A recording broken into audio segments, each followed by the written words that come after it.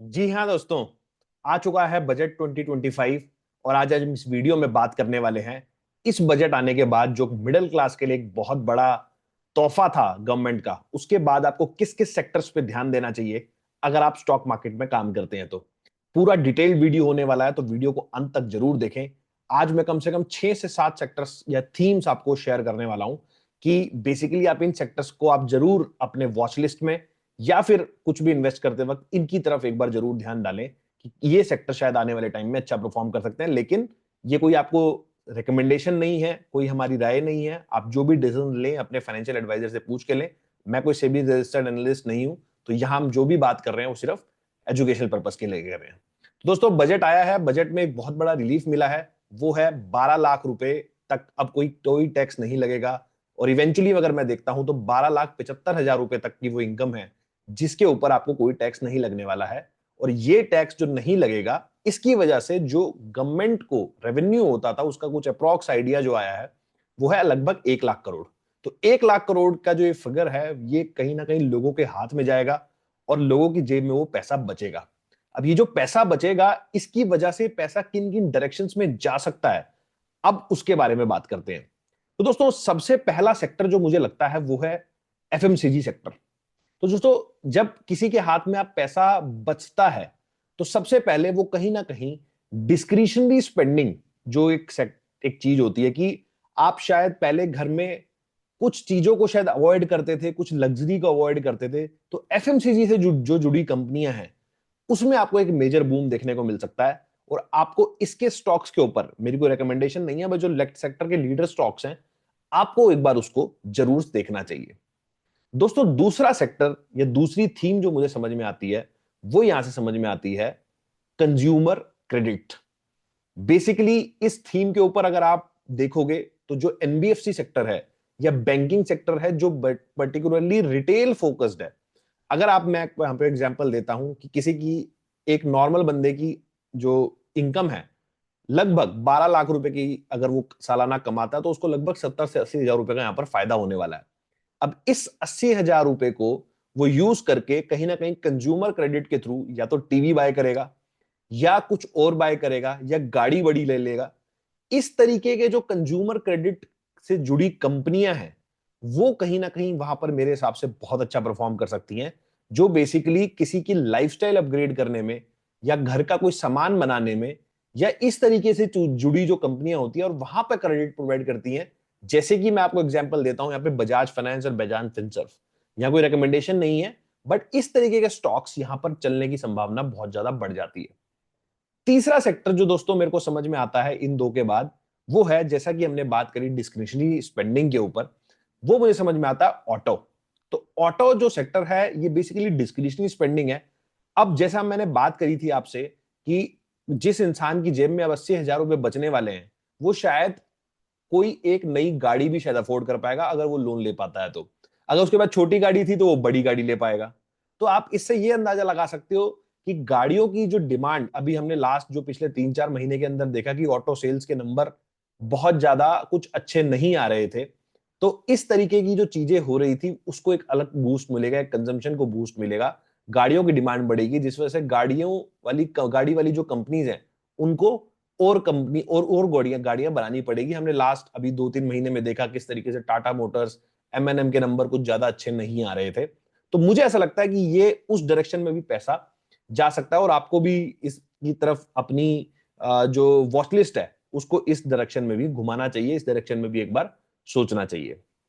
दोस्तों, चौथा जो मेरे को आइडिया समझ में यहां पर आ रहा है वो है आपकी क्विक कॉमर्स कंपनीज। मैं इसको एफएमसीजी सेक्टर से ही जोड़ता हूं कहीं ना कहीं, बट ये थोड़ा सा ब्रॉडर टर्म हो जाता है बिकॉज यहाँ पे एफएमसीजी भी है और उसके अलावा बाकी जो इलेक्ट्रॉनिक्स हो गया, ये सारी चीजें हो गई आजकल तो वो भी आने लगा है। तो प्लेटफॉर्म बेस्ड जो कंपनीज हैं यहाँ पर, अभी जो लिस्टेड कंपनीज हमारे पास है जैसे स्विगी है, जोमेटो है, पॉलिसी बाजार है, इस तरीके से जो ऑनलाइन आप जहां के पैसा खर्च कर सकते हो, आई थिंक वहां पर भी एक बहुत मेजर बूम आपको देखने को मिल सकता है। क्योंकि जब किसी की जेब में पैसे बचेंगे तो वो कहीं ना कहीं अपनी लाइफस्टाइल अपग्रेड करने के बारे में सोचेगा और इन प्लेटफॉर्म पे जाके जहां पर आपको कोई भी चीज को मंगाना बहुत ज्यादा इजी है। और जब किसी इंसान की जेब में पैसे बचते हैं तो वो कहीं ना कहीं कन्वीनियंस को ढूंढता है। मैं आपको एक उसका छोटा सा एग्जांपल देता हूं। मान लो आपकी सैलरी में आपको पहले सिर्फ 100 रुपए में 10 रुपए ही बचते थे, तो आप हमेशा यही सोचते थे कि मैं 10 रुपए को कैसे बेटर से बेटर इन्वेस्ट कर पाऊं या बेटर से बेटर इसका यूटिलाइज कर पाऊं। अब यही अगर 10 रुपए आपके 20 रुपए हो जाएंगे, तो कहीं ना कहीं आप उस 20 रुपए में से 2 या 4 रुपए का कहीं ना कहीं कन्वीनियंस ढूंढेंगे, कि जो पहले आपको कन्वीनियंस नहीं हो रहा था, या आपको एक ऐसी चीज थी जो आपको कुछ पैसे देके शायद कन्वीनियंस नहीं मिल पा रहा था, और आप उसको अवॉइड करके कहीं ना कहीं उस पर उस पैसे को बचाना चाह रहे थे, अब शायद आप उसको कन्वीनियंस के थ्रू खर्च कर सकते हो। आई थिंक इस सेक्टर में भी काफी ज्यादा बूम आ सकता है। दोस्तों चौथा पांचवा जो सेक्टर है इन्हीं सबसे जुड़ा हुआ, जो मेरे को पर्सनली बहुत ज्यादा, मैं इस सेक्टर में बुलिश हूं, वो है टूरिज्म सेक्टर। दोस्तों अगर मैं छोटा सा एग्जांपल लेता हूं यहां पर, इंडिया के अंदर पिछले 10 साल के अंदर अगर आप देखोगे जो टूरिज्म का क्रेज अभी पिछले 5 साल में आया, पर्टिकुलरली कोविड के बाद, आई थिंक वो एक अलग लेवल पे पहुंच चुका है। और आने वाले टाइम में जो टूरिज्म को लेकर गवर्नमेंट की नीति जो बन रही है, अभी इस बजट में भी गवर्नमेंट ने अनाउंस किया कि किस तरीके से टूरिज्म के ऊपर वो बहुत ज्यादा बुलिश है और कहीं ना कहीं टूरिज्म को बढ़ावा देना चाहती है। तो मुझे ऐसा लगता है ये जो डिस्क्रिशनरी स्पेंडिंग है, इससे जिन लोगों के जेब में पैसा बच रहा है घूमने जाएंगे तो बहुत सारी जुड़ी चीजें हैं। इसी से एक और लगता है वो सेक्टर, जो छठवां सेक्टर में आपको बोलना चाह रहा था, वो है एयरलाइन या रेलवेज। तो जो बेसिकली टूरिज्म से मैं इसको टूरिज्म में ही काउंट करता हूं, तो टूरिज्म से बेस्ड सेक्टर है। तो ये जो चीज है जिसमें अब आप अगर कोई घूमने जाएगा तो कहीं ना कहीं फ्लाइट लेगा, होटल लेगा, कहीं ना कहीं वहां जाके स्पेंड करेगा, तो इससे जुड़ी जो कंपनीज लिस्टेड है स्टॉक मार्केट में, आप उनकी तरफ भी नजर बना सकते हैं।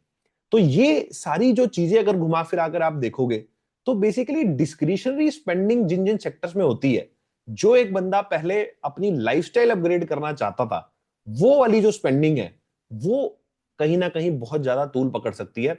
एक और सेक्टर मेरे को इससे ध्यान आ रहा है, या आप एक और थीम समझ लीजिए, वो है रियल एस्टेट सेक्टर।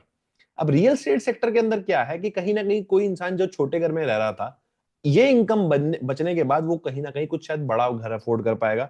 जिसके पास घर नहीं था वो शायद घर खरीदने की सोच भी पाएगा, अभी नहीं तो साल बाद सोच पाएगा या 2 साल बाद सोच पाएगा। बट कहीं ना कहीं उसकी जेब में अगर पैसे बचेंगे तो इस तरीके के थॉट्स उसके मन में आ सकते हैं।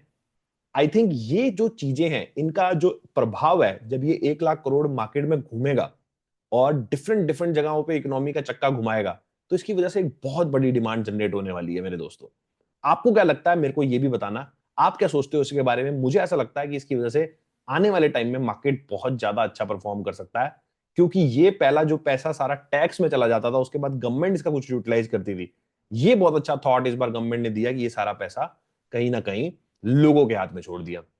आई होप दोस्तों आपको ये चीजें समझ में आई होंगी, वीडियो अच्छा लगा होगा। वीडियो अच्छा लगा है तो मेरे को लाइक करो, शेयर करो, और चैनल को जो सब्सक्राइब कर लो, ताकि आपको इस तरीके की वीडियोस टाइमली पहुंच पाए। इस वीडियो को यहीं समाप्त करूंगा, मिलूंगा आपसे अगले वीडियो में इसी तरह के कुछ इंटरेस्टिंग टॉपिक के साथ। या आप अगर कुछ टॉपिक पे वीडियो मेरे से चाहते हैं मैं बनाऊं, तो उसको भी आप कमेंट सेक्शन के अंदर आप मेरे को लिख के बताओ। इसके अलावा हमारा व्हाट्सएप ग्रुप है, टेलीग्राम पे ग्रुप है, आप डिस्क्रिप्शन सेक्शन में वहां जाके उसको ज्वाइन कर सकते हो। वहां हम डेली बेसिस पे अपडेट्स भी शेयर करते हैं। आई होप दोस्तों वीडियो अच्छा लगा होगा। वीडियो को यहीं समाप्त करता हूं, मिलता हूं आपसे अगले वीडियो में इसी तरह के कुछ नए टॉपिक के साथ।